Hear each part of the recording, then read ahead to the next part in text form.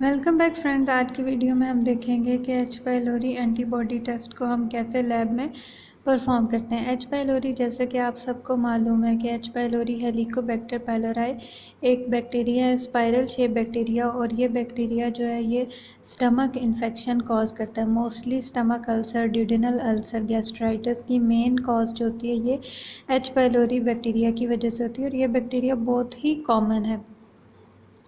अब H pylori antibody test की ज़रूरत कब पड़ती है? अगर कोई भी पेशेंट गैस्ट्राइटिस या स्टमक अल्सर या कोई भी स्टमक सिम्टम्स शो कर रहा होता है, तो अगर सबसे पहले H pylori antigen test perform किया जाता है कंफर्म करने के लिए कि इन्फेक्शन जो है वो एक्टिव है या नहीं है।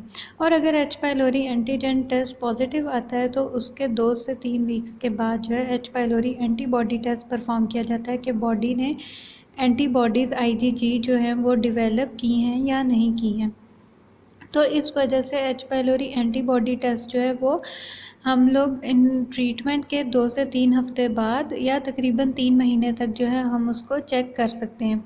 लेकिन फ़ॉलोअप के लिए आप याद रखें कि फ़ॉलोअप के लिए अगर आपको कोई भी रिकमेंड करता है कि H pylori antibody test check करें, तो उसका कोई फ़ायदा नहीं है, क्योंकि हमने एक्टिव इन्फेक्शन अगर चेक करना होगा तो उसके लिए एच पाइलोरी एंटीजन टेस्ट जो है वो सबसे चीप और इजी टेस्ट है, जो कि स्टूल में चेक किया जाता है, वो परफॉर्म करते हैं, या फिर यूरिया ब्लड टेस्ट जो है वो परफॉर्म किया जाता है। अब चलते हैं कि ये टेस्ट लैब में किया कैसे जाता है। जैसे कि मैंने आपको सबसे पहले स्टार्ट में वीडियो किट दिखाई जो कि एकॉन कंपनी की थी। डिफरेंट कंपनीज़ की रैपिड टेस्ट किट्स अवेलेबल हैं, जैसे कि सीटीके, एकॉन, आईबीएस सॉरी। तो इसी तरह एकॉन कंपनी जो है उसकी हम किट में अभी आपके सामने यूज़ कर रही हूँ। ऑलमोस्ट मेथड सेम होता है, डिफरेंस 2-3 पॉइंट्स में होता है किसी भी किट का। फॉर एग्ज़ाम्पल, किसी भी किट में या तो हम सीरम यूज़ कर सकते हैं, प्लाज्मा यूज़ नहीं कर सकते। लेकिन जैसे आपने एकॉन किट के शुरू में देखा कि इस किट में हम जो है सीरम भी यूज़ कर सकते हैं, प्लाज्मा भी यूज़ कर सकते हैं, और होल ब्लड भी यूज़ कर सकते हैं। और कई किट्स जो है उसके अंदर जो है सिर्फ सैंपल जो है सैंपल ही डालना होता है, यानी कि सिर्फ हम 3 ड्रॉप्स जो हैं वो सीरम के डालेंगे या प्लाज्मा के डालेंगे और बफर नहीं डालेंगे।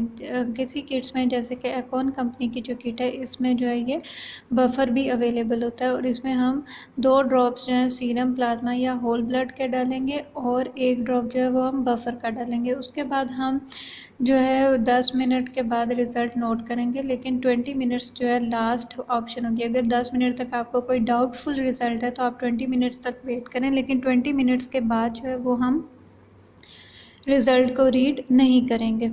और अगर कोई भी वीक लाइन या डार्क लाइन अपीयर होती है टेस्ट रीजन में, तो इसका मतलब है रिज़ल्ट जो है वो पॉजिटिव ही होगा, क्योंकि इंटेंसिटी ऑफ एंटीबॉडीज़ जितनी बॉडी में मौजूद होंगी उस हिसाब से ही डेवलप होंगी एंटीबॉडीज़ कार्ड पे। अब जैसे मैंने आपको बताया सीरम हम यूज़ करेंगे। सीरम जो है वो आप कोशिश करें क्लियर नॉन हेमोलाइज सीरम लें। इसके अलावा हम ईडीटीए होल ब्लड या ईडीटीए प्लाज्मा भी यूज़ कर सकते हैं इस टेस्ट को परफॉर्म करने के लिए। तो बेसिकली ये टेस्ट जो है ये ब्लड में किया जाता है, क्योंकि हम लोगों ने ब्लड के अंदर एंटीबॉडीज़ को चेक करना होता है कि एच पाइलोरी की एंटीबॉडीज़ जो हैं वो ब्लड में डेवलप हुई हुई हैं या नहीं हुई हुई हैं। सबसे पहले जी जो इस किट की स्टोरेज होती है ये रूम टेम्परेचर पे ही होती है, 15 to 25 डिग्री सेंटीग्रेड स्टोरेज होती है। तो अगर सबसे पहले हमने किट को रूम टेम्परेचर पे लाना होता है। इसके बाद ये देखें 2 ड्रॉप हमने सीरम के डाले, और 1 से 2 ड्रॉप जो है वो हमने बफर के डाले हैं। उसके बाद 10 मिनट का हम टाइम लगाएंगे, और कार्ड को आप आईडी नंबर या फाइल नंबर या पेशेंट के नाम से जो है वो लेबल कर लें, और 10 मिनट के बाद हम रिज़ल्ट नोट करेंगे। अब ये देखें, ये 3 लाइन, 2 लाइन्स अपीयर अगर होंगी सी और टी के आगे तो इसका मतलब है रिज़ल्ट पॉजिटिव है, और अगर सिर्फ एक लाइन सी के आगे अपीयर होगी तो इसका मतलब है रिज़ल्ट नेगेटिव है। और अगर टी के आगे कोई लाइन अपीयर हो रही है और सी के आगे लाइन अपीयर नहीं हो रही तो इसका मतलब है कार्ड वैलिड नहीं है। अब ये दो कार्ड्स आप देखें, अगर आप लेफ़्ट हैंड साइड को देखें तो टी लाइन जो है वो थोड़ी सी कम अपीयर्ड हुई है, यानी पॉजिटिव है, क्लियर पॉजिटिव है। लेकिन जो राइट साइड ओहूद का कार्ड है उसमें टी लाइन जो है, टेस्ट लाइन जो है वो ज़्यादा स्ट्रॉन्ग है। इसका मतलब है कि या तो अभी वो उस पेशेंट को रीसेंट इन्फेक्शन हुआ है, इस वजह से जो है वो पॉजिटिव जो है वो ज़्यादा डार्क अपीयर हुई हैं एंटीबॉडीज़। तो जितना फ्रेश इन्फेक्शन की ट्रीटमेंट होगी उतनी ज़्यादा ये डार्क एंटीबॉडीज़ होंगी, और आहिस्ता आहिस्ता जो है वो एंटीबॉडीज़ जो हैं वो कुछ महीनों के बाद, 4 या 5 महीनों के बाद जो है वो एंटीबॉडीज़ कम होना शुरू हो जाती हैं। तो अगर 6 महीने बाद जो है दोबारा अगर कोई भी गैस्ट्रिक प्रॉब्लम हो रहा है तो आप एंटीबॉडी टेस्ट को परफॉर्म ना करें, बल्कि एच पाइलोरी एंटीजन टेस्ट को परफॉर्म करें। एंड अगर एच पाइलोरी एंटीजन पॉजिटिव आता है तो इसका मतलब है कि जो है इन दोबारा ट्रीटमेंट की ज़रूरत है।